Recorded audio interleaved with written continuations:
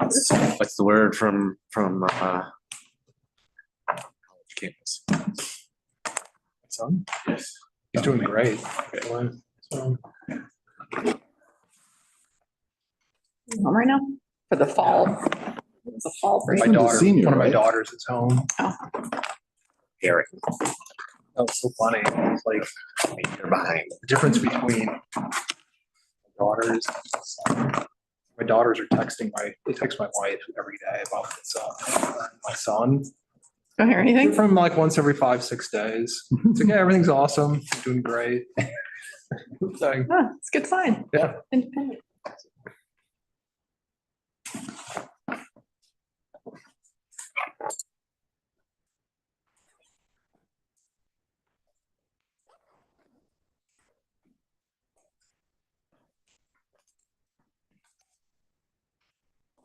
I don't know if you saw that email.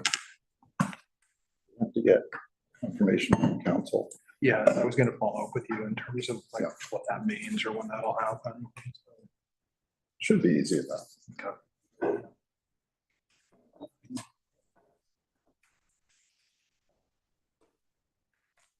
Mike's ready. We'll get started. Are we waiting for anyone else? No. Are we recording? Mike or, oh, Oh, we'll get more people.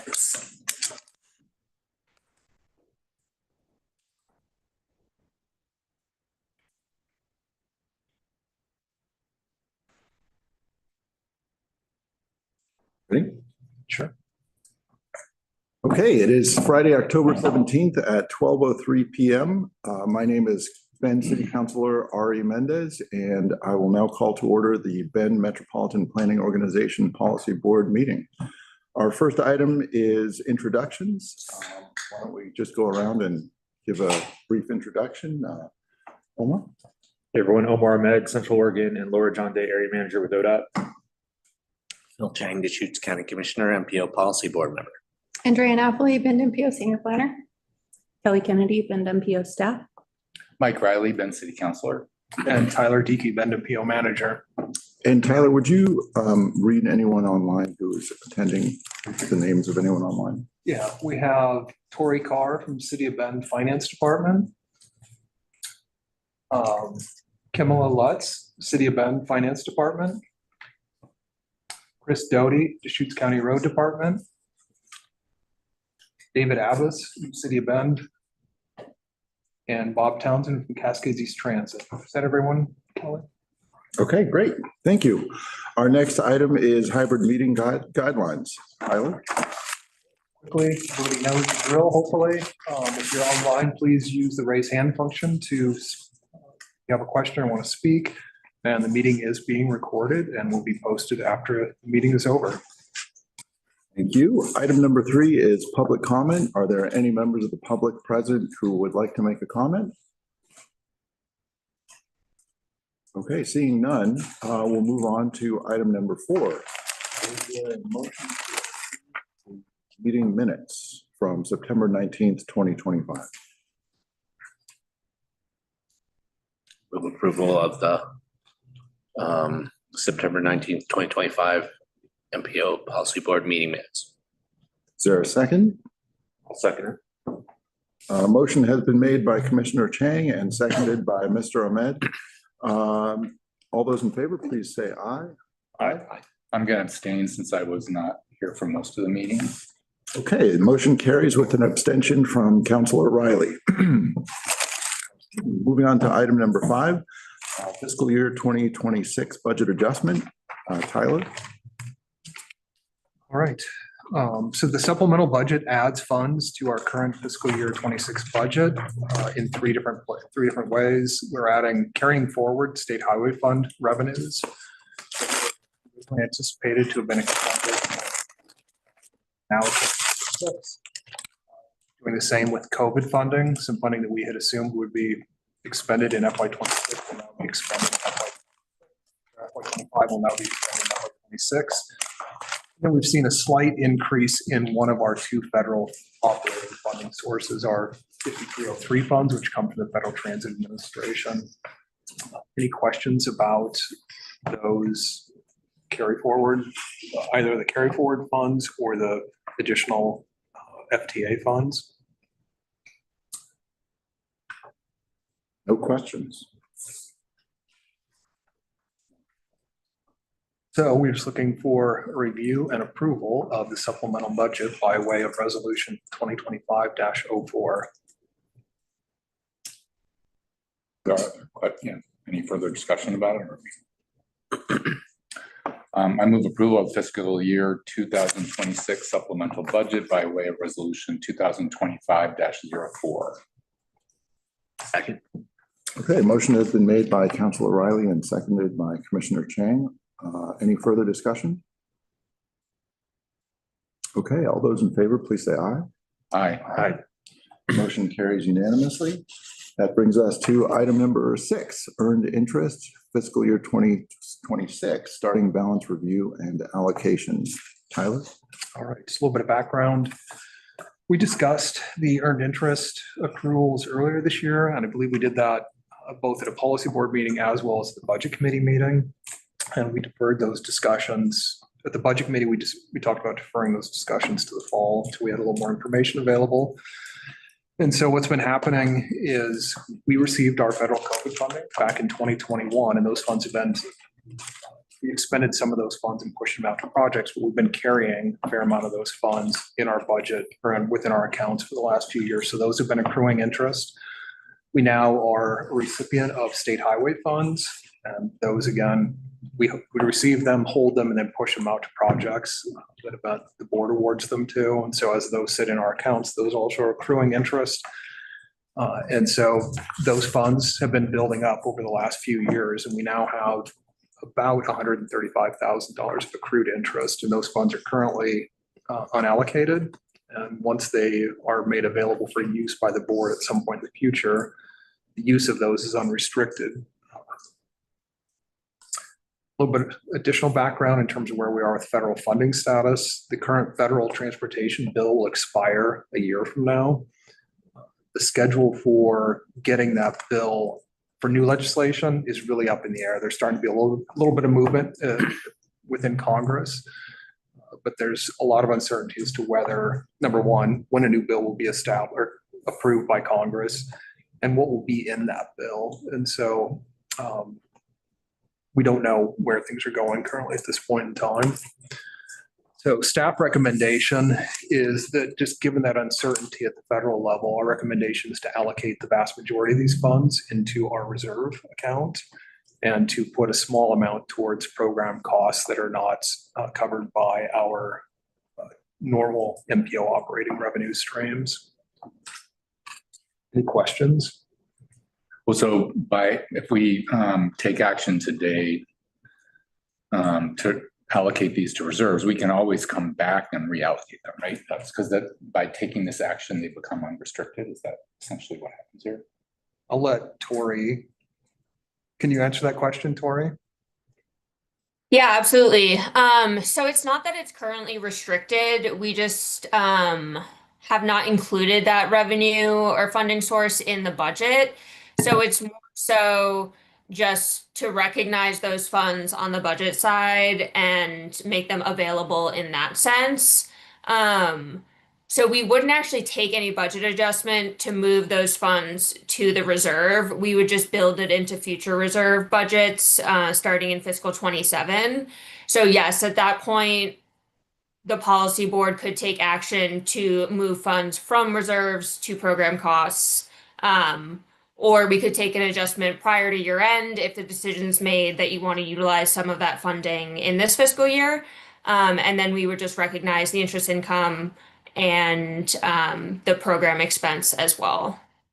Okay. Tyler, we talked about when we created our reserve policy, there's a couple different functions that reserves can play. if we put these funds in reserve, can you describe what the process would be like when a need arises to use them from reserves? Or maybe that's a Tory question too. Well, I think, first we'd have to have that discussion with the board. What are the potential uses for them? And then the board would, I think, then I'll ask Tory, I think if they're in reserves and we want to push them or put them towards a specific project or, program, we would have to go through a budget adjustment. Is that correct? To move them from reserves into our operating budget? Yes, exactly. But they're unrestricted. They can be used on anything. Correct, yes. So that's that 2,000 that we're proposing be allocated to the program costs is to cover program expenditures that aren't eligible under our current funding sources. So like, for example, in fiscal 25, we used about 1,500 of the interest income to cover meeting lunches, which is an ineligible expense under our other funding sources. So we'd allocate a small chunk to cover expenses like that. But then if you wanted to allocate a larger amount for other uses, it wouldn't be restricted in the same way that our other funding is. It's entirely discretionary. Thank you, Tory. I feel like from my perspective, this is a pretty good use of these funds because this is one of the reasons why we established the reserve plan. So I'd be curious to hear what others think, if you have thoughts about more immediate needs, or if you're comfortable putting these in reserves with some set aside $2,000 for costs not covered by federal funding.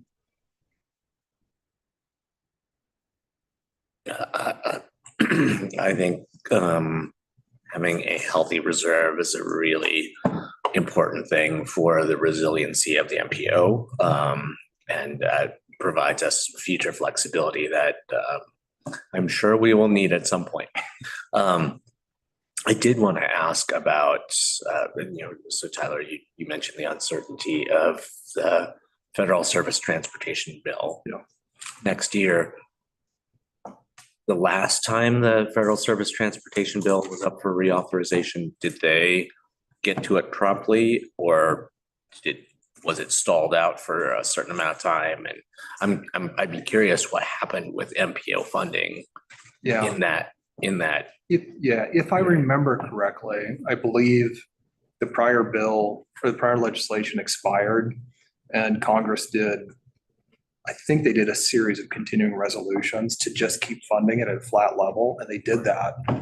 If I remember correctly, it was 3 or 4 continuing resolutions. They really extended it out over the course of being close to a year, maybe, before they finally came to agreement on a new bill. It might have even been longer than that. So I wouldn't be surprised at all to see.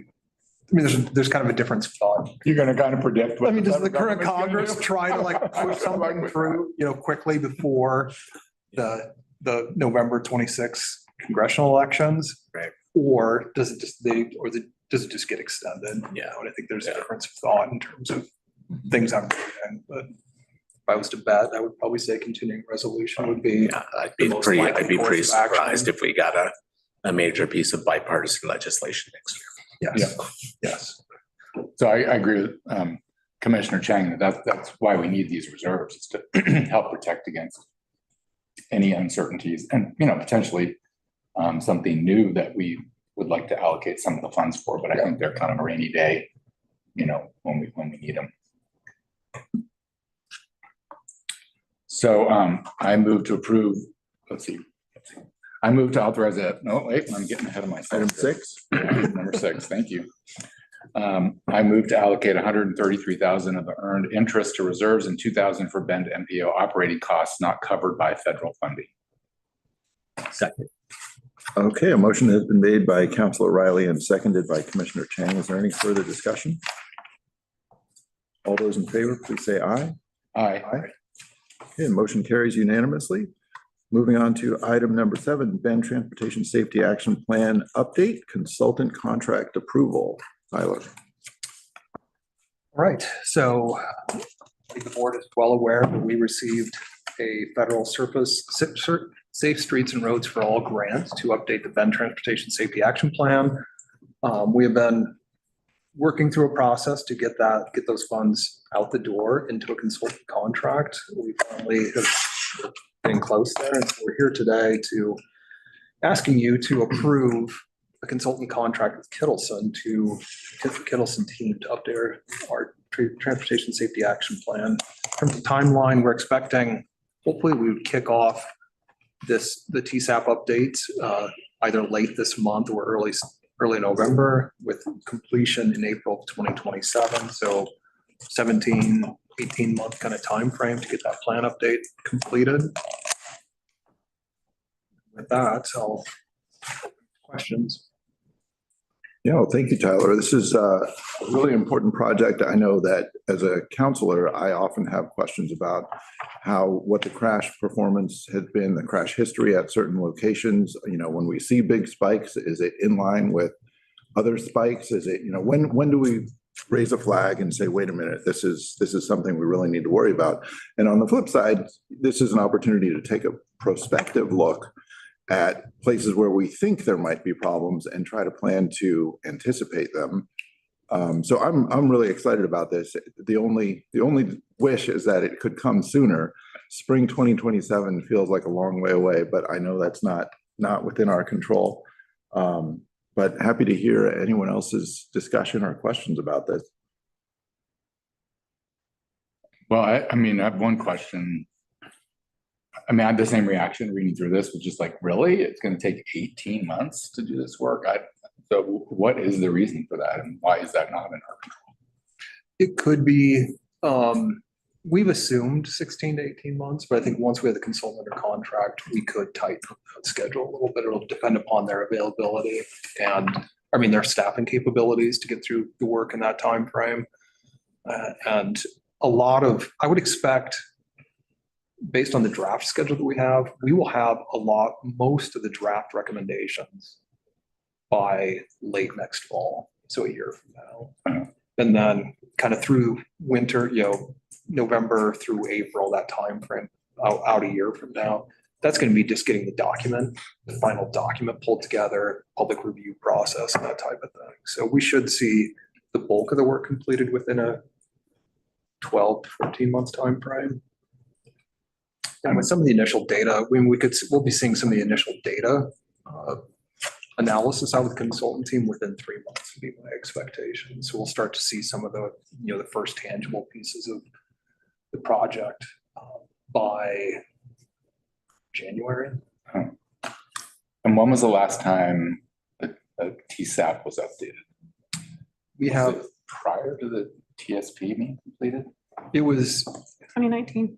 yeah, so it was 2019, just I think. before, because we did some joint, at that time, we did some joint TSP and TSAP meetings with, I think, with the city's technical advisory committee that they had at that time. So it was, the data that we have in the existing safety action plan was 2014 to 2018, looking kind of, or maybe even 2013, 2017. So it's, the data that's in there is quite old. So it'd be really interesting to get updated data and see how things have changed locally.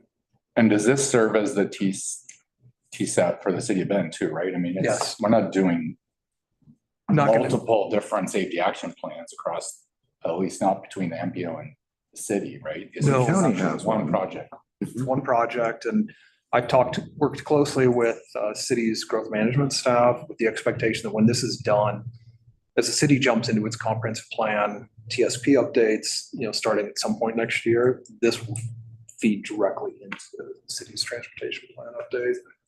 And the data for the 2019 plan was 2012 to 2016, and we had some data 2017, just to clarify. I guess I think we've been hearing about this for multiple years.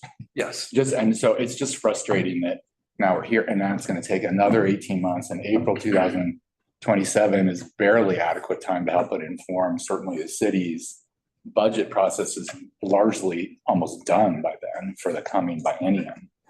So there's only so much, I can do about that at this point, but I would like to express that we move this forward as quickly as possible, understanding that consultants have other clients and all that sort of stuff, then we don't want to go so fast that we get a poor quality product either. But I've been hearing about the update for a TSAP for at least 4 to 5 years now. And so now I'm hearing it's going to take almost 2 more. So it's a little infuriating. The span From a of time public is longer than perspective. our terms in office. Right. I mean, it's a very long time horizon. I did want to share one, so I share that. I mean, I'm frustration. not trying to, not trying to point fingers at you all about this, right? I'm just saying like, somehow the system has got to do this stuff faster. I think it would be helpful if we had a little, I'm not sure if you were, give Mike a timeline of the steps that we went through initially for trying to get it going. I think that would be helpful. Yeah, I mean, and I don't want to be I know I'm pointing forgetting fingers something. in this. Yeah, yeah. I would say that the procurement process has been excruciating. At the city's end. Yes. Because it's all going through the city. I mean, that's where I think the bulk of the delay has occurred. How long has it been sitting?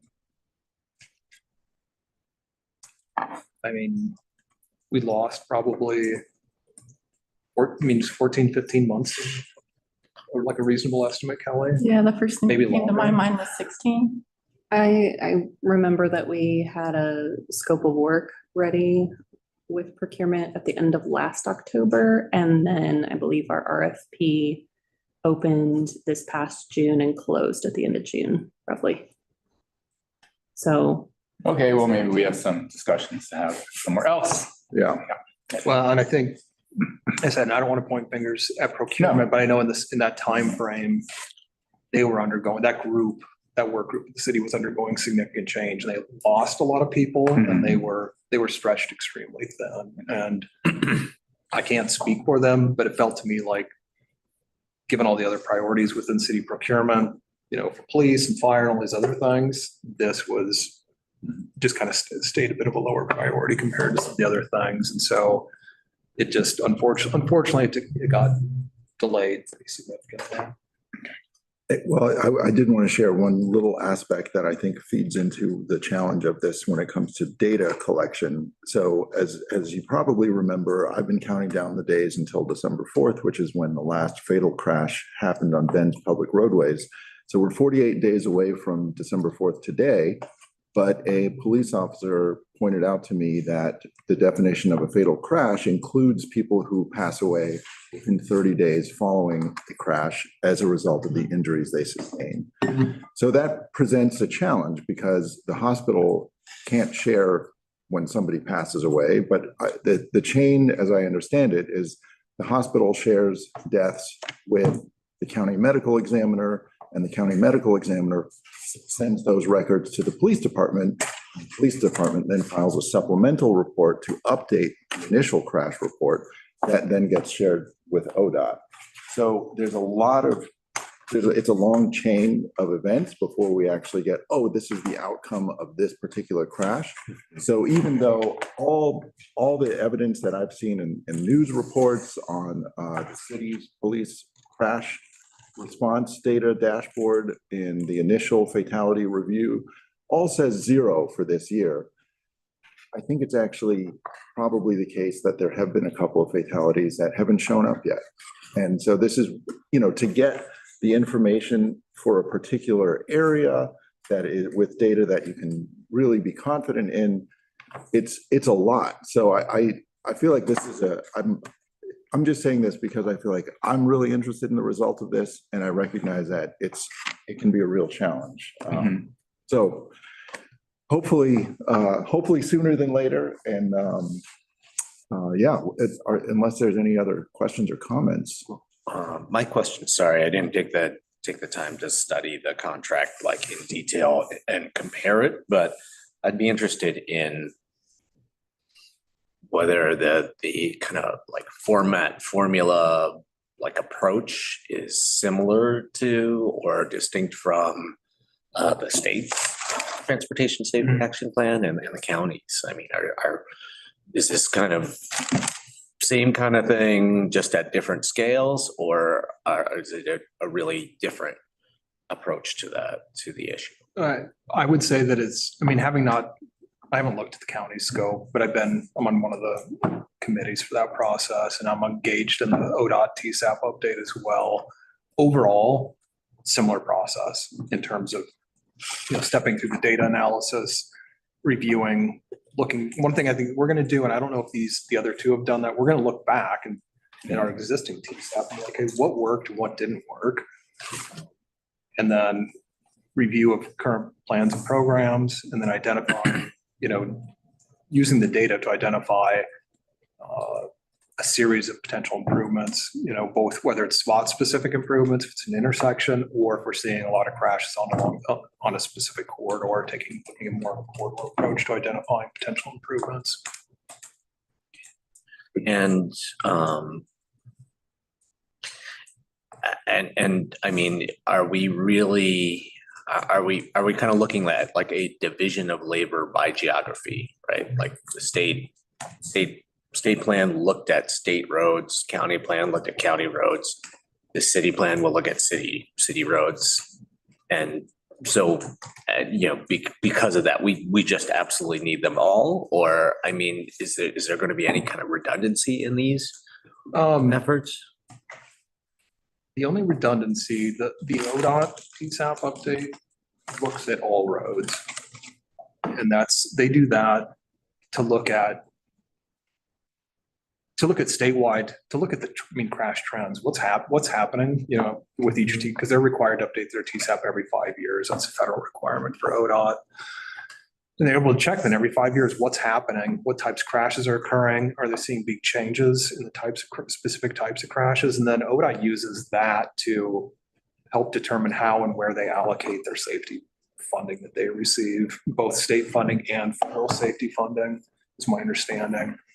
And so that the states is a little bit different in that sense, because they push some of the money that they have for particularly programs. When you get into non-construction safety outreach education efforts, they utilize their safety action plan to help determine where to focus those dollars across the state. Yeah, but because even though there information from all roads in this region, it's being kind of bundled up into a statewide data set. Yeah, it's a big, they aren't looking at individual corridors necessarily within that process. They're looking at trends, and, I could, pull up and share with you some of the safety, as you would expect, I think from if you follow safety, there have been increases across every single category of crashes at the state level over time. And the advisory committees for that update, the thing they're wrestling with, okay, we're seeing increases everywhere, but we only have X amount of funding. How do we best allocate those funds to try and make a difference, improve safety across the state? Right. And so, I mean, embedded within the state data set that says, distracted driving is becoming a really big problem. There is Central Oregon accidents, but it's not broken out in a way. And so we will need to wait for this transportation safety action plan in order to understand how big of a problem is distracted driving specifically in Bend. Yeah, correct. Chris Doty has his hand up. Yeah, thanks. I'll add also that, the state's analysis is probably more at that 30,000 foot level. The one we have for the county is obviously, right down on the road, so to speak. So our TSAP is identifying, specific hotspot locations where we can employ safety improvements, and that feeds right into our capital plan. In addition to those systemic things, which sometimes can be different when you're looking at a specific type of system, like a rural system per se, where running off the road type incidents or fixed object strikes or what have you can differ, from system to system. So there's not a lot of redundancy. I think there's a logical kind of knitting together of these three different processes that are taking place. Three different TSAPs.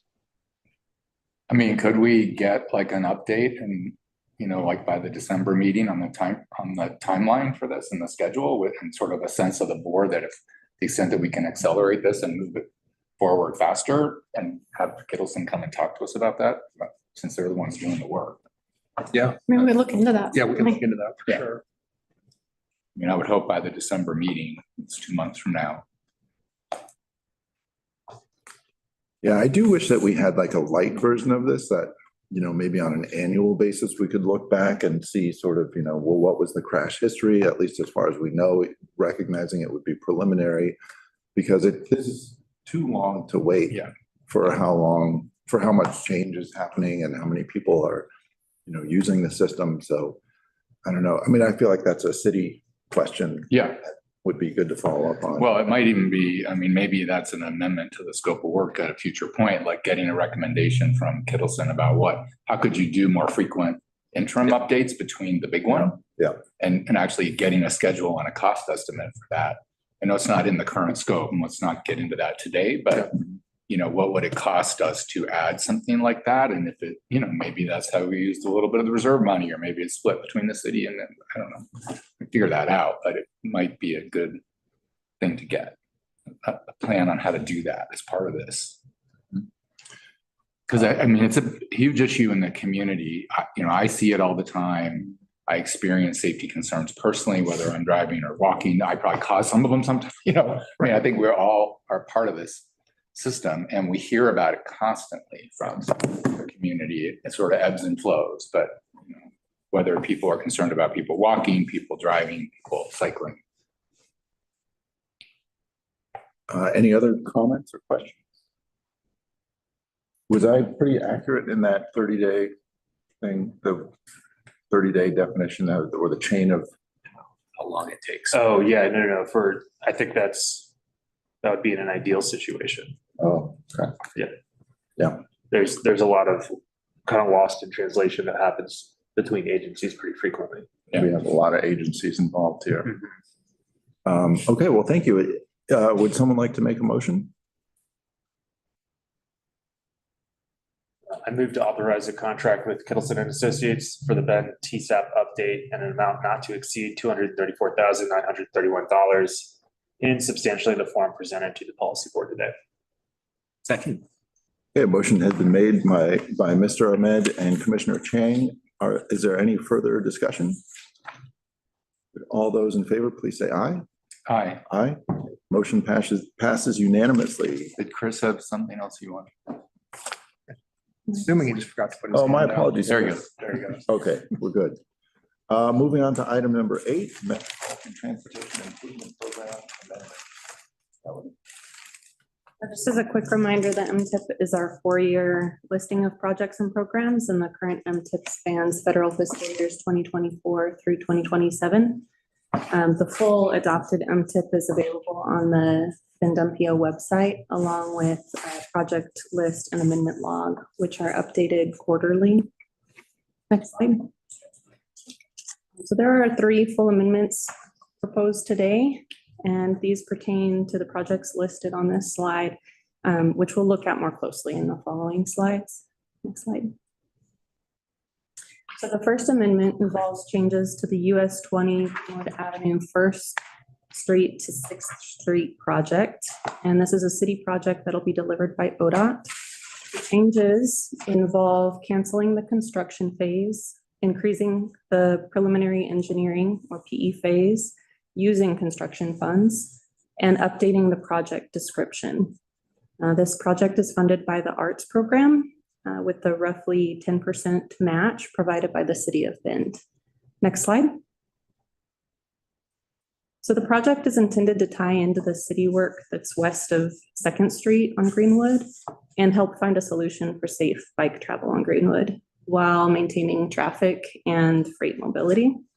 And the amendment is needed because the area has a highly constrained right-of-way, and the project team realized design was moving toward a solution that might cause more conflict for cyclists. And so they decided to pause spending and direct more funds toward design to better analyze solutions or alternatives. It should be noted that ODOT is committed to an eventual construction phase for this project. What Next does slide. Oh, committed to mean? So we're required, so I can answer that. Once we progress past a certain point in design with federal dollars, we're required to construct a thing there eventually. And so that's really what I wanted to frame up, is that this isn't something that we're at the point where we could just walk away, right? Just because we're canceling construction phase now, it doesn't mean that. It means that we will have to have one later, is what I'm trying to say. But eventually means what? Like in Perfect. 7 years, 10 years, 2 years? The feds say 10. 10 years of design being complete. Yeah. So obviously we wouldn't be looking to wait that long, but that is the backstop where they're going to come back and say, what have you done here? Can I ask one? Sorry, Kelly. Oh, go ahead. Will this incorporate discussions about the crossing of Greenwood at Second Street that the city is talking about? Yeah, so it functionally ties in, right? Our project limits are from 1st to 6th. The ODOT facility doesn't start until 3rd. And so it's a City of Bend local agency arts project to include all of that. Yeah. But some of the stuff that, city council has been talking about there at Second, it would require there to be something on the east side of the intersection there for it to tie into.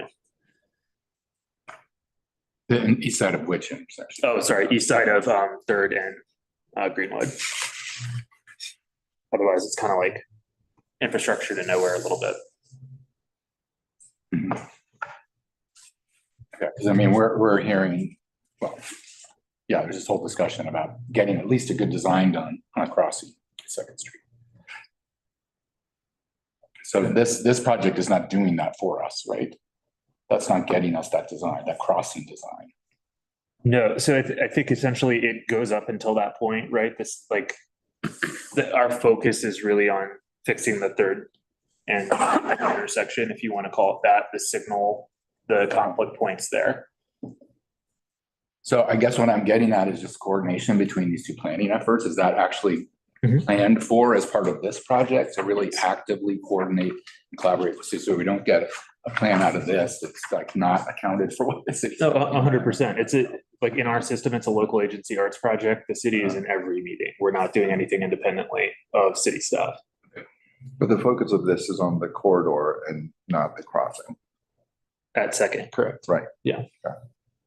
I mean, yeah, and we're in the process of literally trying to find money too, right? So we've now canceled the CN phase. And typically for local agency arts projects, overages are the responsibility of the locality. But we understand the need for partnership here, right? And we're looking for bike ped safety dollars that are available generally statewide to allocate to this specific intersection. Other comments or questions? Kelly, did you have anything else that you wanted to share? Not on that amendment. So if we're ready to go to the next slide, please. So the second amendment pertains to the US 97 multi-use trail, Baker Road to Lava View project.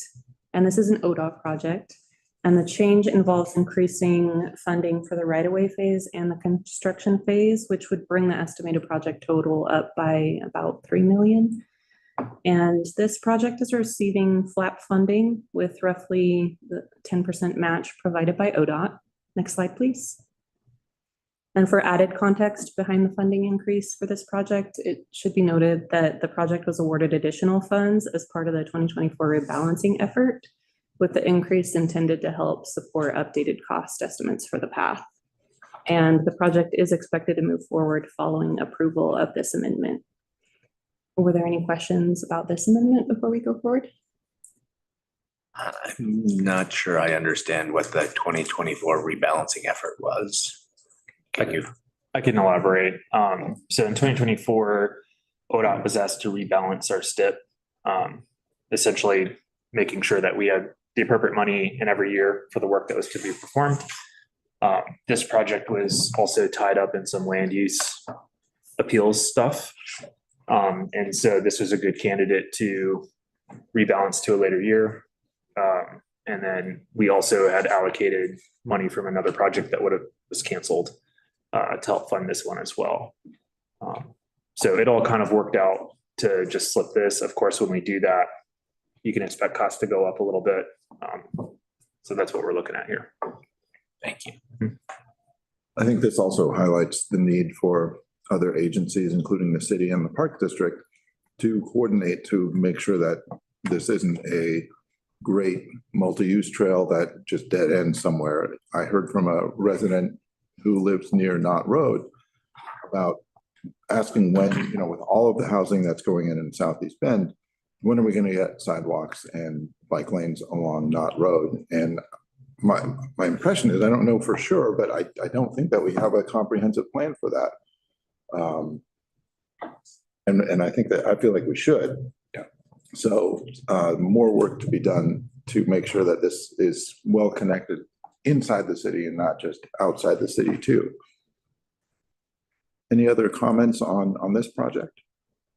Would those connections, are those all within city, or are those, some of those kind of in DRW and places like that, county jurisdiction where connections are needed?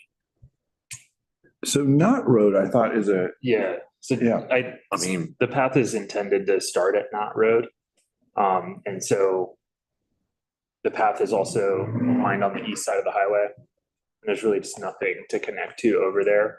So it's really just kind of a start stop there at Knott, and then somewhere near High Desert and Lava Butte proper for the end. On the east side of the highway. East side of the highway, correct.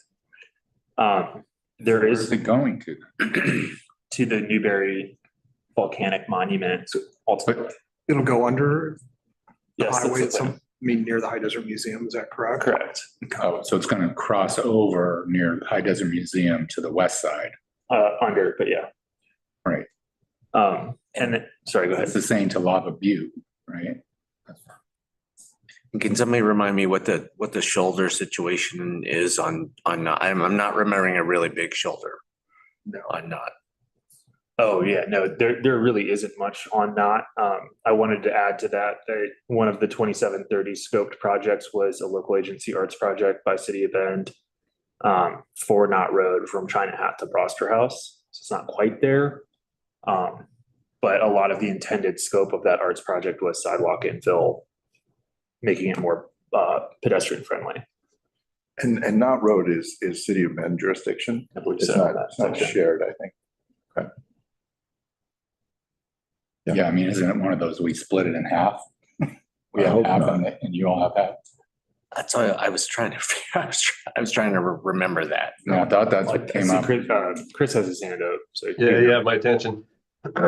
So Knott Road, to the extent that it's located in the urban growth boundary, is part of the city's planning purview within its plan improvements, within its transportation system plan.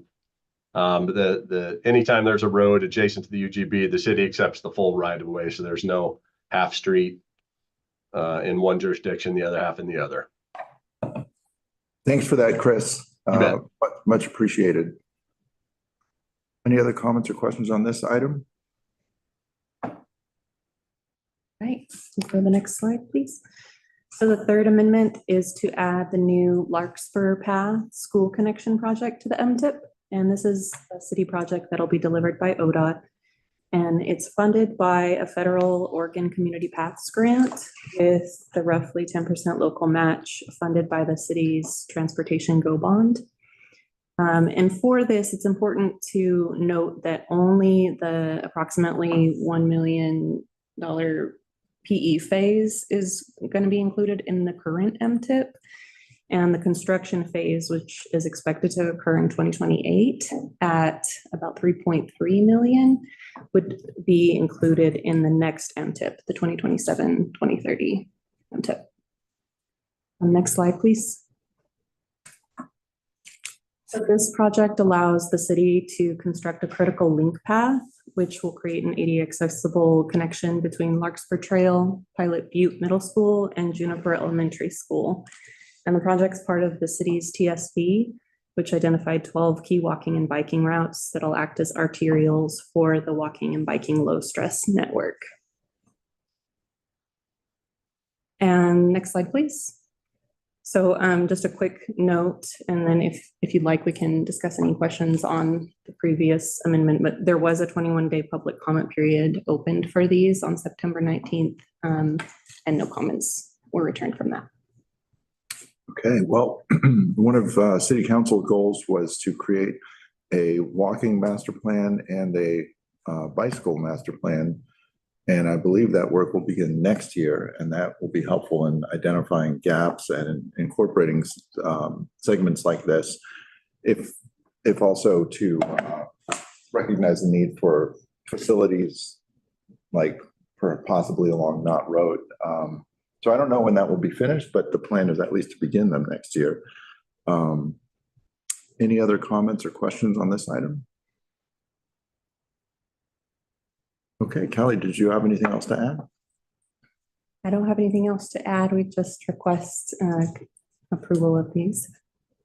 Okay, well, these projects don't move forward without our assent. Would someone like to make a motion? I move approval of the proposed amendments to the 2024 to 27 MTIP as presented. Second. Okay, a motion has been made by Councilor Riley and seconded by Commissioner Chang. Is there any further discussion? All those in favor, please say aye. Aye. Okay, the motion carries unanimously. Moving on to item number 9, Establishment Intergovernmental Agreement, IGA, and Policy Board Bylaws effective date. Tyler? All right, just a little bit of background. Earlier this year in April, the board recommended several modifications to the establishment IGA and directed staff to initiate that amendment process. It's moving, but it's moving very slowly. And then in June of this year, the board approved amendments to the bylaws, which included changes to the policy board membership and voting structure. There was some concern, I think, at a staff level that those bylaws could not go into effect until the IGA was amended. And so we met with both our legal counsel and City of Bend legal counsel and determined that the changes that I just mentioned, the board membership and structure, could not go into effect until the IGA is updated. And so we're here today to present some options on how to move forward with this, given where we are with this situation. Option 1 is to continue operating under the prior bylaws, which were adopted back in October of 2019, continue the IGA amendment process. Then after that IGA is fully amended, we would then begin operating under those June 2025 amended bylaws. Any questions on this option? And Tyler, this affects potential membership of CET on the board. Yes. Option 2 would be to approve a modified interim version of those June 2025 bylaws. And with that, what would happen there is you would direct us to initiate the 30-day agency notice period and then adopt those modified bylaws at the November 2025 policy board meeting. We would continue forward with that IGA amendment process. After that IGA is amended, then we would start operating under those revised June 2025 bylaws. And option 3, it would be to, again, approve a modified version of those June 2025 bylaws and to discontinue that IGA amendment process. And again, we would follow that same process of initiating a 30-day review period and then having board take action in November of this year, later this year. So just to clarify on option 2, we had spent some pretty extensive amount of time talking about updating our bylaws and ensuring consistency with the technical advisory committee bylaws and things like that. But option 2, the reason why so we could amend the work that we've already done in order to move forward without an amendment to the IGA. But in order to do that, we would basically, the main thing that we would be doing is saying that the policy board membership of Cascades East Transit would be not full. So maybe it would be ex officio or something like that, but they wouldn't be a full voting member. So if we find option 2 attractive, is that the main area where we would have to make some amendments in order to Yes. implement the bylaws that we already approved? Yes, it would just be changing. There's a few places in those June 2025 bylaws where Cascade East Transit is identified. We would just strip out 3 or 4 that language in 3 or 4 places in the bylaws. And I could pull those up in a moment if you want and show you where those changes would take place. Because all the changes were made, but now we're basically saying, oops, we can't do the CET changes. So to pull that back out. So it's just that piece. All of the other, because we did make changes to a number of other places within the bylaws. All of those changes can take effect, can be effective or take effect if the board so chooses. So I have one other thought on option 2, but before we continue with that, is anyone interested in option 1 or option 3 before we spend more time talking about option 2? Well, can I jump in? Oh, yeah, please. So I mean, a staff recommendation is either option 1 or 2. Option 3, as I said, we would just stop that IGA amendment process. And I mean, from my perspective, I don't know why we would do that. I think it's a matter of it's just a matter of timing to get that thing amended. So I think, staff, I would say option 1 or 2. In talking to MPO legal counsel, they recommend option 1. And I think that's just, a more conservative approach to things. We can refer back to those 2019 adopted bylaws and operate under those until the IGA is amended. So I think we could go, from a staff recommendation, I think option 1 or 2 would be the preferred way to go. So there's no way to operate under, here's what we wanted. It's in our bylaws. Yeah. But the IGA is just lagging. Yeah, correct. There's no mechanism for us to. Well, I think that's what option 2 would be. If we said, let's just continue to operate under the bylaws, except making the change about the policy board membership, which would The voting members. What's that? The voting members. Yes. Yeah, and I think, and it's in a subsequent slide up here, but I think getting at that issue, and I've talked to Councilor Mendez about it. CET would not be a voting member, but the board, the 4 members here, could make them an ex officio member in the interim. And so they could be, at the table. They just wouldn't have voting privileges, at these meetings while we step through that amendment process. Is the MPO's legal counsel the city's legal staff?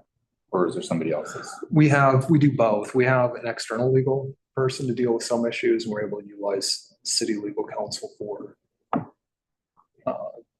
administrative kind of legal questions, if you will. I just kind of airing some laundry here. I think part of the rub is that I think ODOT DOJ's perspective is that an IGA amendment isn't needed. Right. And so I think the attorneys need to come to a meeting of the minds on this one. They're saying we can add CET without amending the IGA. The other folks are saying that. And so in this instance, did we get recommendations from that external legal counsel or from the city staff or both? Both. And they both agreed option 1, or one's option 1 and one's option 2? We got dueling hearings. Well, I think our external legal counsel recommended option 1. City legal did not provide input on whether I walked through the options with them that he did not provide direction back from. But he didn't say either one was illegal in his opinion. No. Option 1 is of course simple because we just go back to the way things were and ignore all the several hours that we spent amending the bylaws. I think I'm partial to option 2 because the current membership structure is pretty awkward for the city because we have officially 3 members that share the same vote. Currently, the mayor is our 3rd member.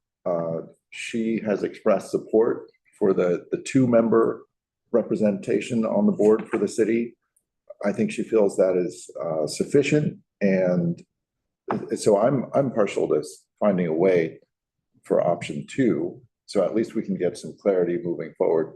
We've had some quorum issues also because having our structure of 3 representatives from the city, where 2 of them are required for quorum, if either Councilor Riley or I were absent, this body wouldn't have a quorum unless we then have a staff person filling in as an alternate, which we're also working on getting that streamlined.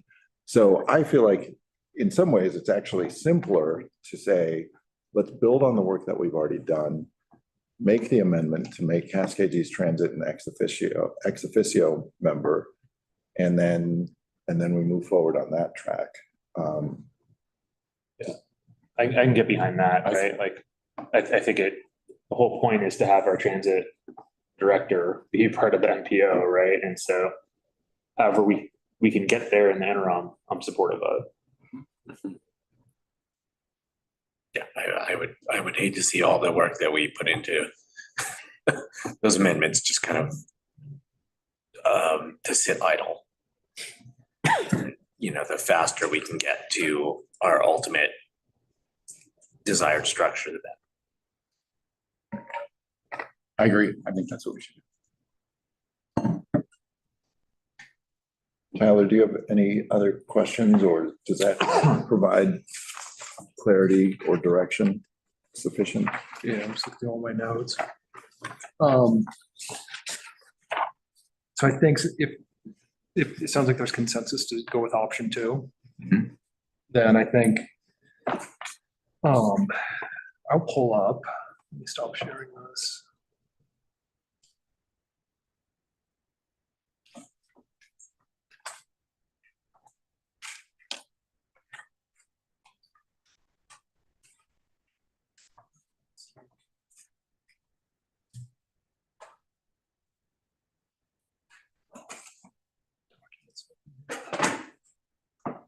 Well, so I guess we have consensus. We'll move forward, initiate that 30-day required agency notice period.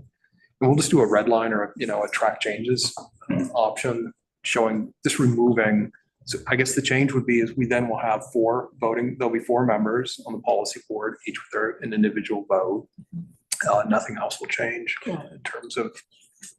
Yeah, I guess that does raise one issue, which is just to clarify that if we move forward with a 4-member policy board, I would say it might be worth clarifying that in order to approve motions, we need at least 3 of the 4 in order to move forward. And I feel comfortable with that because counterfactually, if we had Cascade to East Transit as a 5th policy board member, we would need at least 3 to move forward anyway. So this proposal of saying, yes, it's an even number, but we're saying we need at least 3 isn't really that different in my mind, except we wouldn't have Cascade East Transit as a full voting member. We would have their voice and input, and then we would just have the 4 voting, recognizing we'd still need at least 3 to move forward with something. And that's what the bylaws from earlier this year say. If you go to Article 3, C, approval by a simple majority of the voting members will constitute passage of any action. So a majority of 4 is 3. Yeah. I'll make that change. So, yeah, thank you. It's consistent. Yeah, so I think probably no clarification is really necessary, but just to point out that it would be 3 of 4. Then do you need a motion on this, Tyler? No. Okay. I think just giving us that tentative, you've given us that the consensus on the table is to move forward with option 2. And so we will make those changes, send them out to each of the 3 agencies, initiate that, just kick off that 30-day process, as I said, and then come back in November and have you officially adopt the amended bylaws at that time. Just looking for head nods. Yes. Yeah. And so 4C, just to be clear, says that a quorum consists of 3 of the 5 voting members, so the 5 has got to change to 4. It doesn't mention CET per se, but that's got to change to be consistent. Right. I'll make quorum 2 of the 4, but that you need 3 to pass. No, kidding. Sorry, bad. Any other comments on this item? And moving on to item number 10, State Highway Fund Program call for updates, call for projects updates. Andrea. Yep, I'll be giving you an update on the current status of our 2025 call for projects. So just to back up a little bit, the MPO first started this grant program in 2020, and then we've been doing call for projects for 3 years since that time. So for this round, we received 10 project applications. And keep in mind that we are just starting the review. So other than a project title and brief description and the amount of funds requested, I don't have much more to share than that. But at the end, I do have some next steps that we'll be going to. So I'll just start by going through each one. So the first one we got from Meisner Nordic Ski Club. And so this is for a proposed shuttle from Bend to the Meisner Snow Park. We also got an application from Commute Options, and this is to continue their safe routes, to continue and expand upon their safe routes to school program. Bend Lapine Schools submitted 2 project applications. So the first one is to restart previously existing safe routes to school program by funding a part-time staff and 2 pedestrian education mobile kits. Their second one proposes a traffic garden. So this is design and construction of a mini streetscape for safety education. Do they have an idea of where that would be located? No location as of yet. Cascades East Transit is proposing a microtransit pilot project to serve Deschutes River Woods, which currently doesn't have transit service, and that would then connect into the Bend fixed route system. And then the remaining 5 are all from the city of Bend. So the first one is a travel options assessment, education, and engagement program. So essentially, this is staff time and materials for a campaign to highlight newer multimodal infrastructure and encourage use. And I'll say that's a very brief description of this project. And then the next 4, those are all sidewalk infill projects from around the city. So looking at a gap in sidewalk at 6th Street, also at Butler Market. And the Butler Market project also includes a new crossing as well as a pedestrian refuge island. Sidewalk infill along Boyd Acres near Cooley Road. And then additionally, the last project there is sidewalk infill at American Lane, a small segment, a small gap there.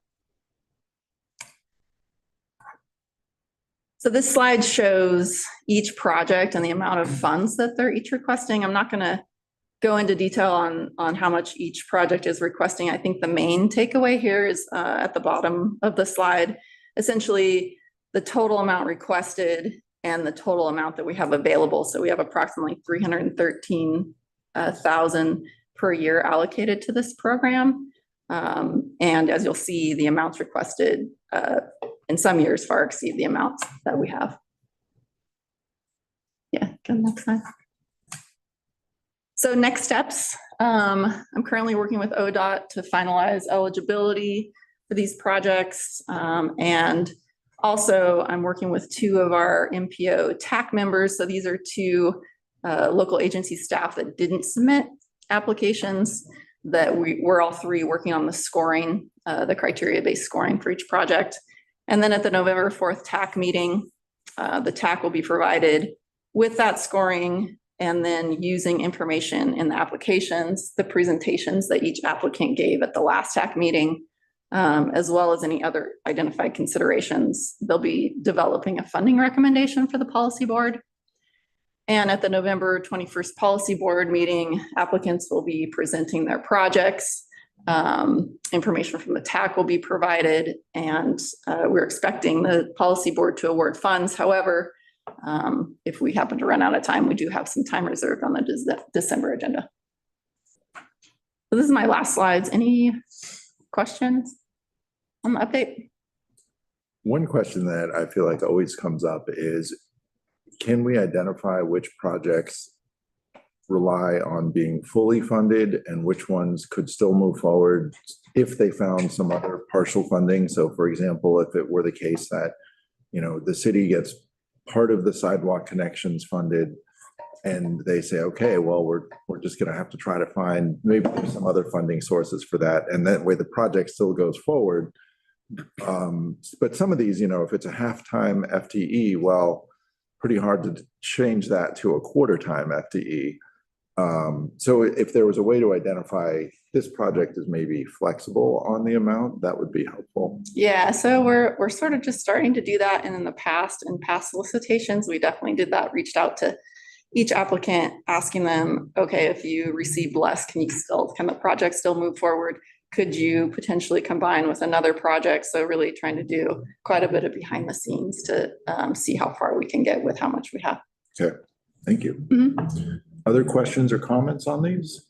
And the decisions that are made are about this full 3-year period, right? Correct, yeah, so funding in fiscal years 2028, 29, and 30.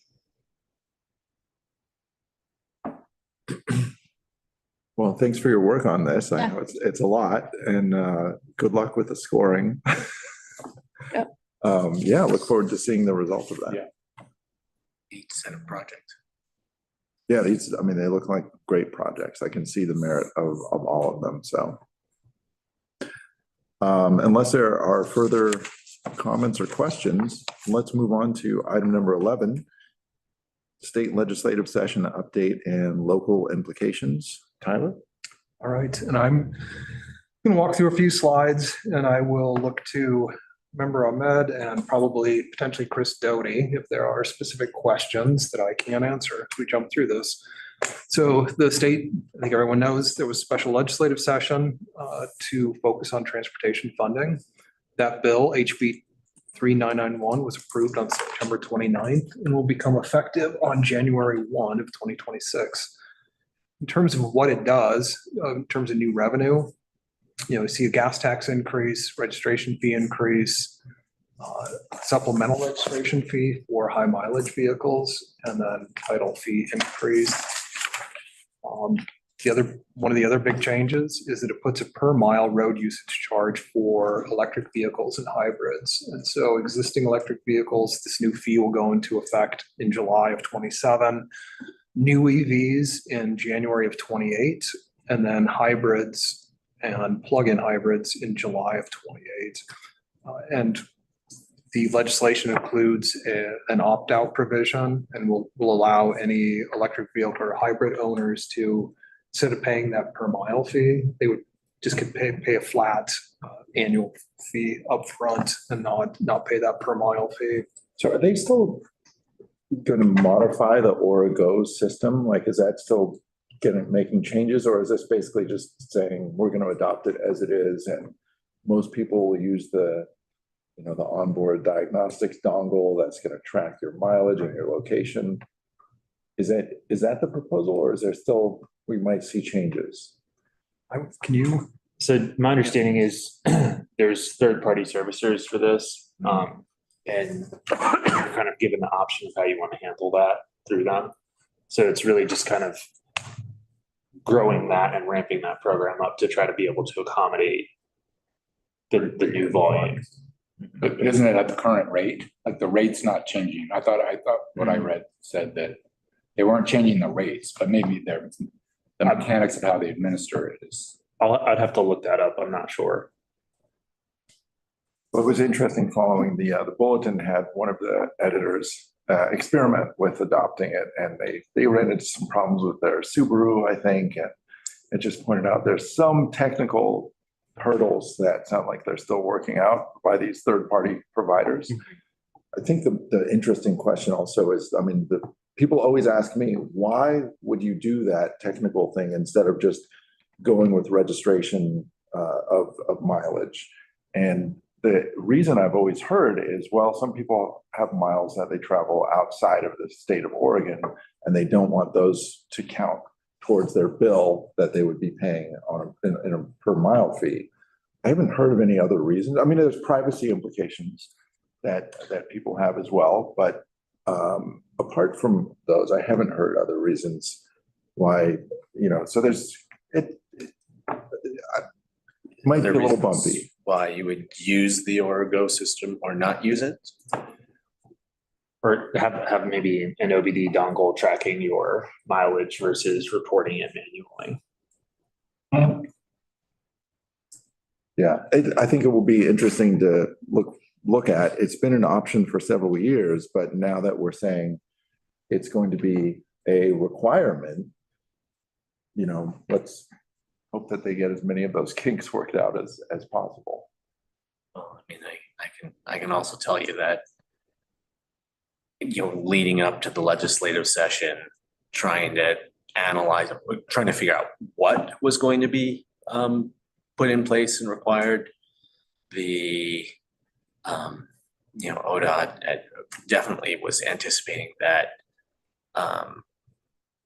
moving to a road usage charge was going to be complicated, and that the systems that might be used were going to come with tremendous overhead, right? So there was a moment where somebody, with my OTC hat on, there was a moment where somebody said to me, so for every dollar we collect, we're going to have to put like 35 cents of it into the system to collect the dollar.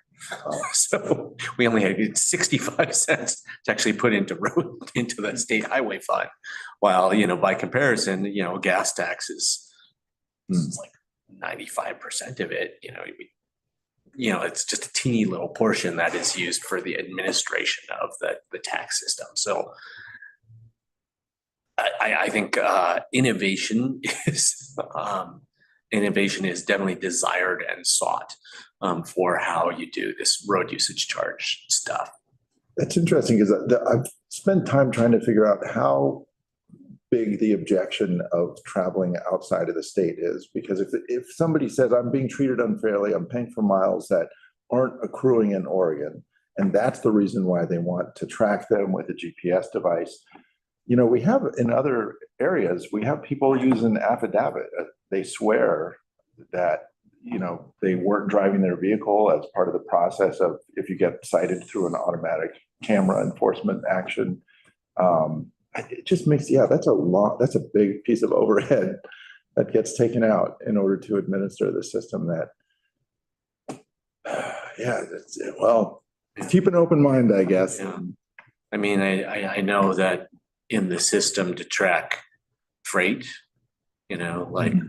freight miles driven in the state of Oregon, there's cheaters. I mean, there are cheaters, and kind of coming up with a system like an uncheatable system or more foolproof system. It's hard. You're working on that. I mean, uncheatable, we always figure that stuff out. Somebody, right? I mean, some portion of the population. Yeah, well, thanks for that opportunity to dig into that a little bit. Please proceed. All right, so there were also, there's a temporary increase in the payroll tax for public transportation.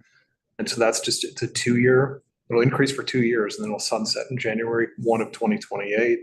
I think that was one of the compromises that was made. I know that it's presenting challenges to the transit community in terms of how they're going to utilize these new funds, not knowing if they'll have those funds beyond that January 1, 2028 timeframe. Then I think this is a huge change on the heavy trucking side of things, reducing those number of weight mile, the truck classifications from 80 down to 10. And then in 2029, moving towards what's called the commercial vehicle registration system, which would align with, I think, all 49 of the other US states, as well as a Canadian system that's in place. And trucks would then start paying some combination of fuels tax and a greatly reduced weight mile tax. And then in 2029, also electric trucks would be paying a weight mile tax as well. There's a number of cost allocation, accountability measures were included in the legislation. I'm not going to walk through all of these, but it requires regular reviews from different committees in terms of Secretary of State, Legislative Review Office, hiring of the ODOT director shifts from the OTC back to the governor. Additional accountability for really large projects. So, the big ones, the ones over 250 million, providing some additional oversight for those projects. And then review of project budget and scope additions from local governments when there's a joint ODOT local city project. Any questions on these two slides? No, I would just add on the transit program, the payroll funding mechanism presents a question, a kind of a dilemma for transit providers, as I understand it. One option is transit providers may use that temporary funding because it lasts for 2 years. They may use that to purchase capital items, buses, but not necessarily to improve service. And I did hear that Cascade East Transit is hoping to use that to actually improve service directly. Bob, did you want to add a little bit more about what your plans or hopes are for how to use that temporary increase in transit funding? Yeah, sure. Thanks for the opportunity. Some of it depends on, once the governor signs the bill, there could potentially be some more administrative rules. Certainly, it's going to be even more hesitation if something gets referred to the voters and things. But let's just say everything proceeds with the temporary and there's not a lot of additional rules. It's using the formulas that already exist for the payroll tax. The 1/10% is just applied to the 2/10. There's this thoughts among transit agencies like, well, you can't just add service, not knowing, hire a bunch of people, and then take that service away. And then what do? That maybe they'll just buy new buses, they'll improve facilities, bus stops and things like that. So while they wait, but my thought on it is people need to see what they would be paying for so that you can have tangible things, similar to what ODOT was saying about the winter maintenance, that, hey, if we do not have this, then this goes away. And so, yeah, there's a risk of maybe you hire too many drivers and how do you manage that? But in my experience from before at ODOT and discussions with CET and now here, we have enough turnover in bus drivers that, if I hired 10 extra now, I would lose 10 or 15 and have to keep hiring. So those risks don't exist as much. And for me, it's really, selling the people of Central Oregon, our constituents, like, hey, what does that money pay for? And for us, it would pay for reduced headways in Bend fixed route, not for all 10 routes, but certainly there's probably an opportunity for 3 or 4 based on the funding to run every 15 minutes instead of 30. So my hopes are, and we're hiring now and we're going to manage this out once we know, once the governor signs it, once we know implementation timeframe is like, hey, here are some of these things that 0.1% paid for. Certainly we have some, approvals between City of Bend, the COIC board and things like that for those, but it would be that service. We applied for this HF funds for microtransit in Deschutes River Woods, a pilot. This one would help, potentially we could use money sooner on a modified pilot and things like that as well from this. And then the other things would be a community connector Saturday service, which we only run Monday through Friday for Bend to Redmond. It'd be things like that we could say when we get to the next session or a vote or whatever the case may be, like, these are the things it paid for so that people can see them and make their choices accordingly. When do the new funds show up, Bob? I mean, when can you, as far as when can you expect to see them? Yeah, It depends on whether. I mean, you're Well, trying. I'm assuming that the governor waits until the last day and then she signs it. And then let's just assume there was a referral that's not successful, and the funds go forward. When would we expect that to show up? It varies depending on the fund. So I'm only going to talk about payroll tax funds. Yeah, right. That's what I'm asking about. Yeah. And that's based on our stiff plans. And right now we're in the 25 to 27 allocation. And then, so would they do a supplemental one because, hey, we now have other funds and you need to adjust those? Would they just let us say, hey, whatever you have in your system or your STIF plan now, you can add money to any of those? Those are these administrative rules that we don't know. How much can we spend ahead type of thing? So for us in our STIF plans, it has community connector service. It has supplemental for Bend fixed route. So can we just say, hey, we have another $1 million or whatever the case is, we're just adding it back to that, and it's little oversight. It doesn't have to go through the whole approval process, and we can actually start spending out and maybe use some of our reserves knowing they're going to kick in. But, it's probably 2027 regardless. Before the fiscal year 27, before the funds start to really be able to be planned to be used. I mean, that's a safe acknowledgement on the payroll tax. We think it might be sooner, but again, it depends on what administrative rules they put in place.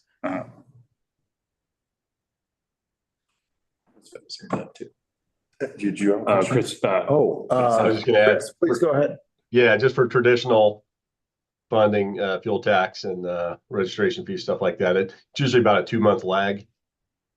So if it starts kicking in January 1st, we wouldn't expect to see anything until the March payment, which is usually about end of the month. And then, the other, I mean, my understanding is they'll have 54 days to work on a referral, but if the governor waits, right, until the very end of the timeline. So we'll know by roughly mid-January whether that referral is successful to move on to the ballot, right? I think And then if it goes to the ballot, it would probably show up when? November. it'd be November, but sorry. I believe the 54 days are done before January 1st. And so if they gather the signatures, then this basically is frozen and doesn't go into an effect. Oh, it does. That's like under state law. Yeah. Uh-huh. So at the point, So we'll know in that January if it's even going anywhere. And what we were told too is that there's a Secretary of State review of that petition as well that could potentially take 3 to 4 weeks. Uh-huh. So it could be January, it could be February. If it's submitted, right, and it does meet all the things, then like Commissioner Chang saying, it's frozen. And is ODOT going to move forward, or whoever it is that's responsible for the rules between signature and knowing about the success of the referral and developing the rules? Or are we going to have to wait all the way until the end of the decision about whether it's going to be referred or not, and then take 3 or 4 more months before we have any rules about, do you know? I don't, but from just like the tone and tenure of how it's been conveyed to us, if it's referred, then we're stopped. We're back on layoff. We're back on reduction. Right. But between now and then, okay. I think we already know, we've heard a little bit more on the administrative rules from the payroll and STIF, or the statewide transportation improvement fund, that funds or is from the payroll tax for transit. So I think they'll have some of those maybe not finalized, but we'll have a lot better understanding so that we can start planning accordingly, regardless of what happens in the next 60 days. They're doing some of that work now. It may be for naught, but they're doing it. I mean, I know we've been saying referral, but really they're talking about using the voter signature process for a referendum. Correct. So ODOT would really stop because there was a referendum on the ballot, even though obviously the outcome of the referendum was unknown. That's the law. Mm-hmm. Basically, if a piece of legislation is passed, it's referred back to the voters. At the point where it's going to be on the ballot, you have to pause implementation of the legislation. And that referral too, would it be whole hog necessarily of what's in the bill? It's certain aspects. Mm-hmm. So for example, the gas tax increase would be something that would be referred, but registration fees, for example, may not be eligible for a referral. I'd have to go back and check all my civics lessons here on this, but Okay. it's more complicated than just the whole thing. There may only be some things they can put on the referral. Correct.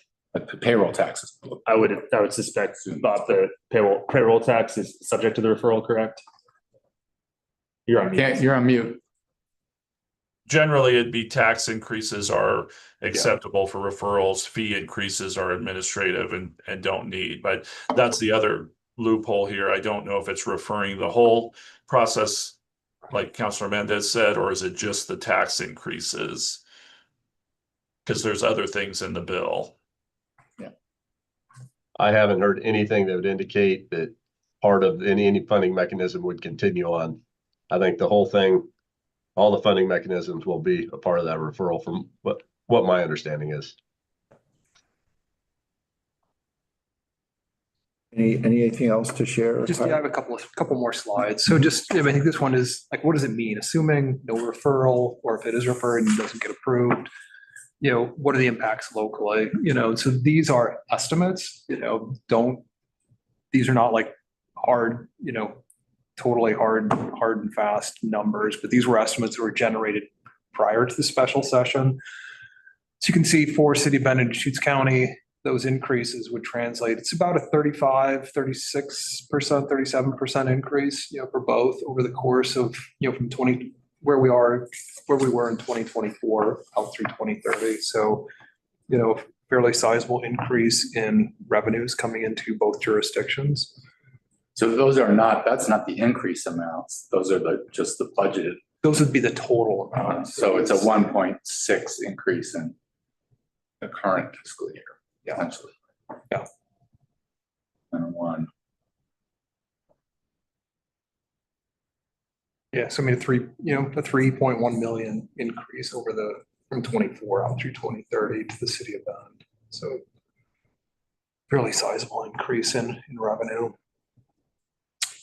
And then just one last slide, I thought, and I may put member Ahmed on the spot, but in terms of ODOT impacts, I pulled this information from a presentation that ODOT staff provided to the Joint Transportation Committee a couple of weeks ago.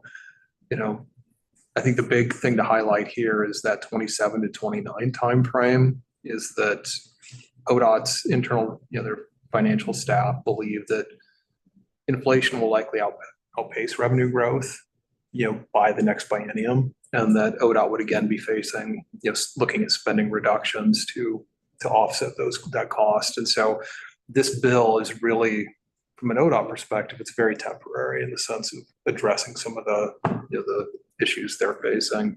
And then when you look further out to 29-31 biennium, budget cuts will most likely be necessary at that time frame without additional or new revenue sources.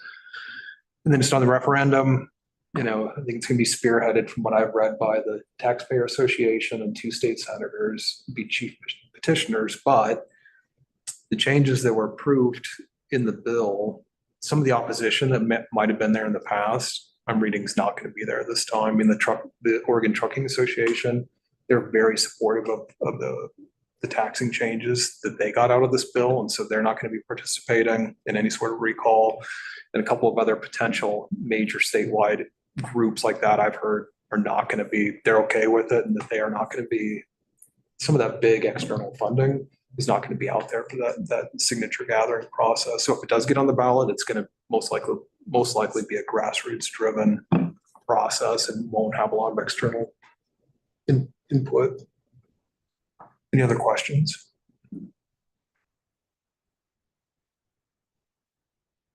I think you covered a lot. Well, thank you for that update, Tyler. Moving on to item number 12, 2026 Policy Board meeting schedule, tentative dates. Tyler?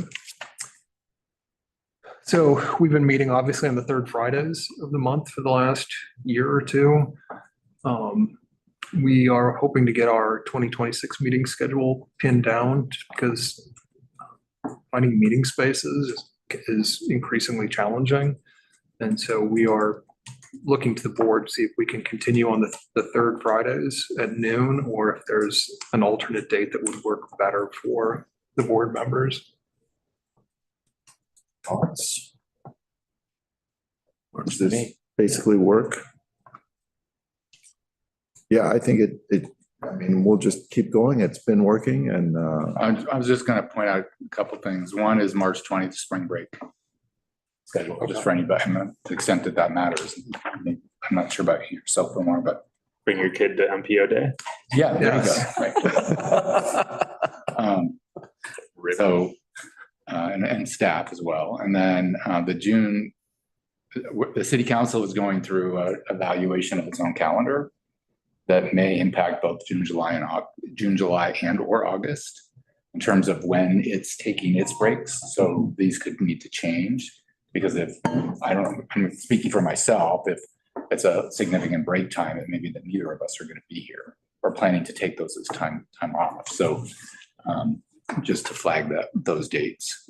And the July and August are where there's some discussion about when the breaks might be, but there was also discussion about the dates in June as well as part of that. So just that point. yeah, thanks for pointing that out. Yeah, well, we'll keep making the third Fridays, the best third Fridays of the month with these meetings, I have no doubt. Any other comments on our meeting schedule? Nice, and we'll reach out to city staff and learn a little bit more about those potential city council changes and come back. If we need to make changes, we can come back to you at some point in the next few months and find alternate dates. Okay, our three more items here. Last item under substantive areas is other business. This is a time for board members to provide updates on current projects and planning efforts or request future meeting topics. So the floor is open.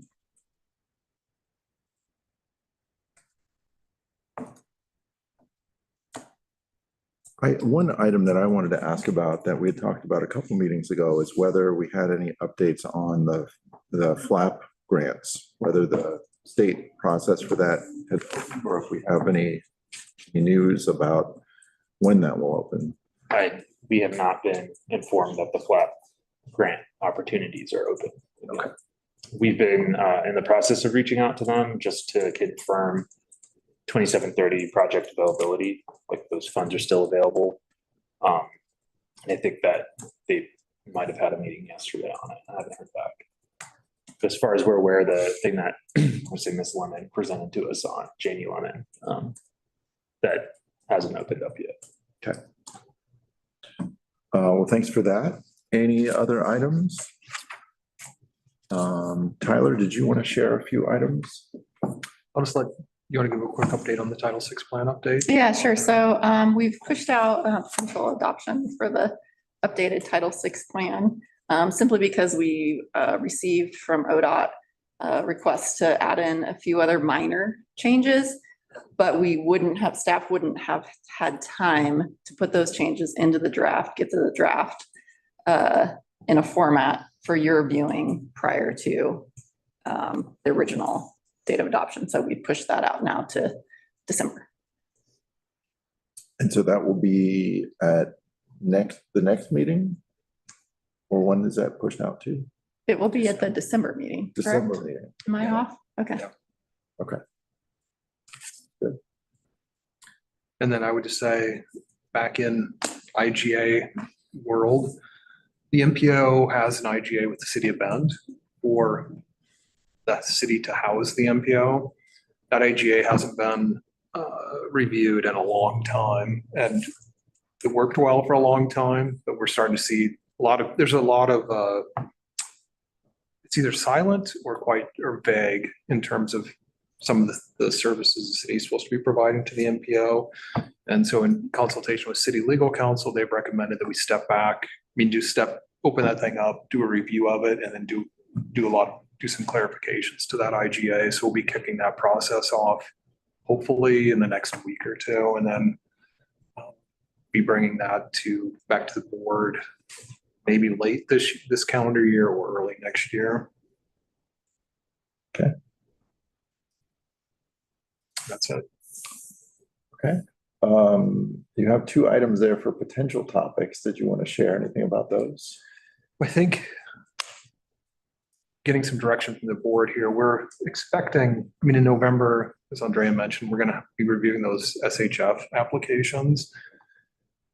We right now are assuming that you will want to hear a presentation on all 10 of those applications, review the scoring that's done by MPO staff as well as our technical advisory committee.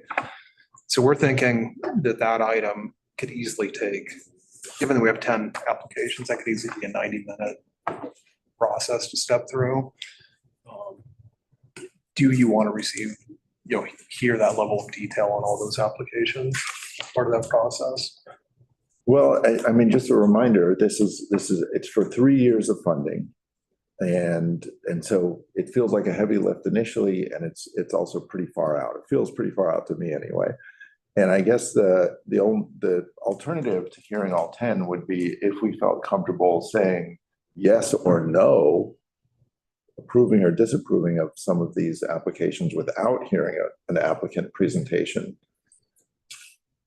Were you envisioning an applicant presentation? Yeah, I mean, that's the way we have it right now. It's going to take longer than 2 hours.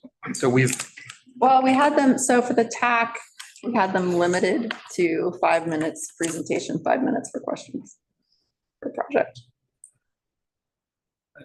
If we get the background, if we get the applications, the background information in advance, maybe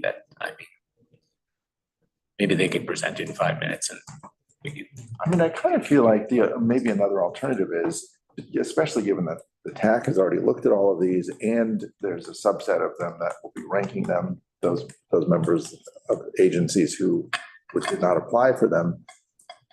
I think it could be sufficient to have you present these and we go through that. And if the applicants are willing to be available for questions, that might be an alternative to having them, switch presenters and things like that. And that way we might go through them in a more streamlined fashion and still have them available for questions if they would be amenable. What do you think about that? Could potentially do that. I definitely want to have them available to answer any. I don't know for all 10 of them, if they're detailed questions. But I think that's something we could explore.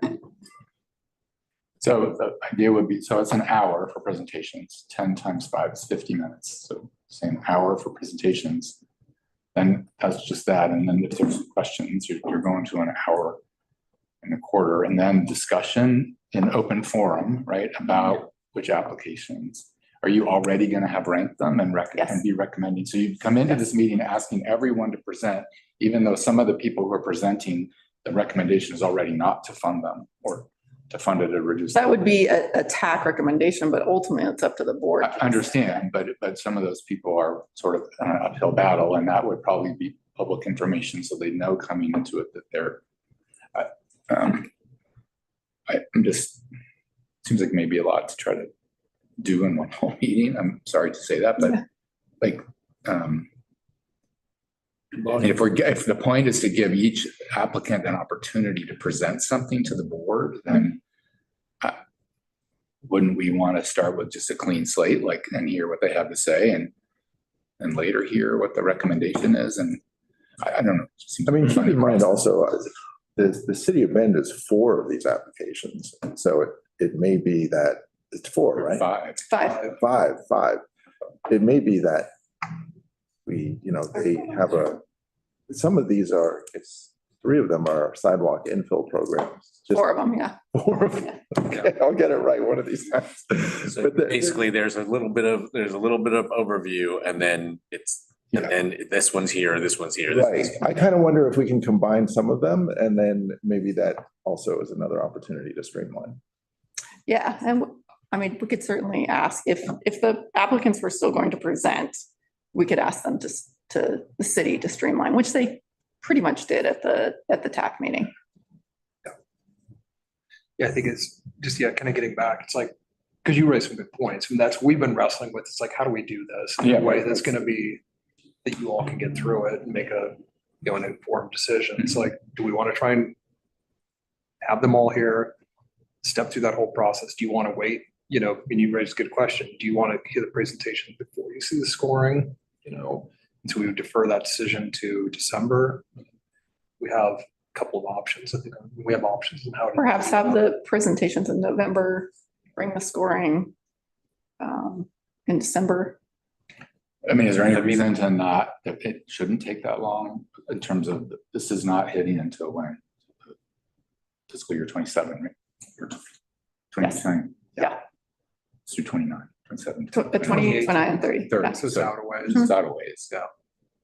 Yeah, I regret missing the opportunity to just combine our TAC with our policy board meetings, considering they're going to be presenting the same applications. Are the TAC meetings video recorded as well?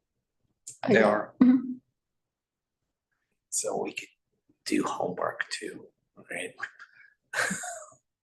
Yeah, I mean, I do feel like the delta between the requested amount and the funding available is not so substantial that we're not talking, I mean, I don't know. I don't know what the, It's almost 50% asking for. It's a lot. It's just shy of that number. depending on, yeah. If you fully fund it, you know, full funding, right?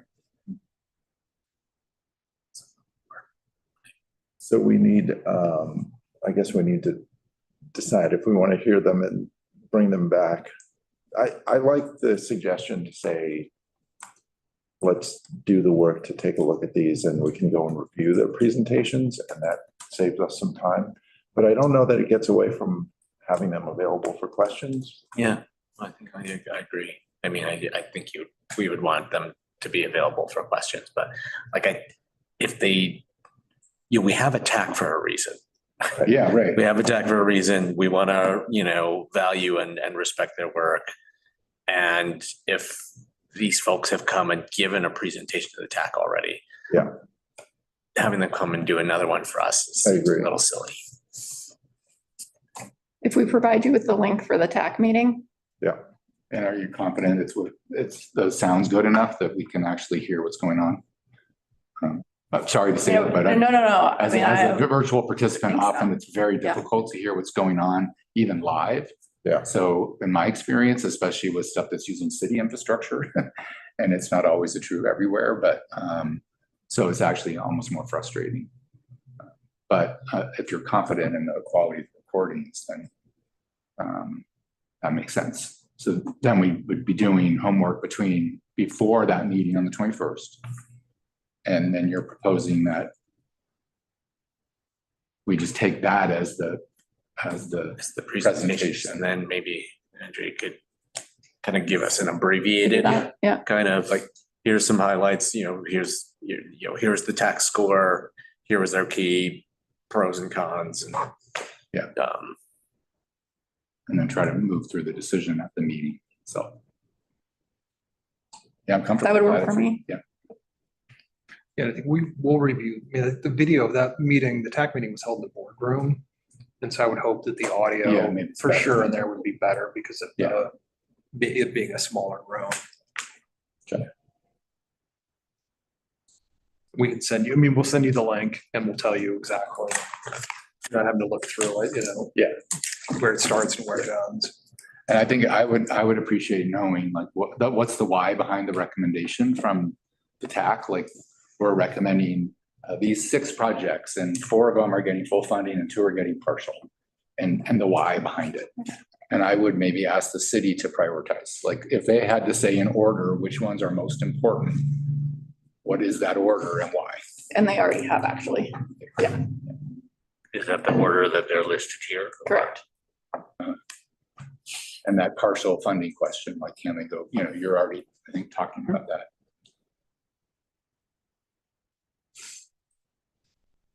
Anything else? No, that's all. Okay, our last item before adjourning is public comment. I don't see anyone online for public comment and nobody is present in the room. So we'll just move right on to adjourning. Thanks, everyone.